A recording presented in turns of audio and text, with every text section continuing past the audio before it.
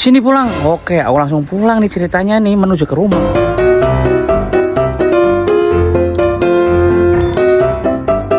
Aku lagi jualan, tiba-tiba ditelepon orang rumah. Katanya, Beo, kamu dicariin orang, emak. Sini pulang. Oke, aku langsung pulang nih ceritanya nih menuju ke rumah.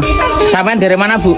Kan dari Surabaya, Om. Tenane. Iya. Sepupunya itu. Oh, sepupunya Mbak Vira. Iya. Kok ngerti Slebo dari mana? Oh, dari lihat konten-konten jenengan, Om. Lah kesini mau apa, Bu? Mau belajar, mau lihat ini cara bikin telur gulung. Oke, disimak Bu, ditunggu ya.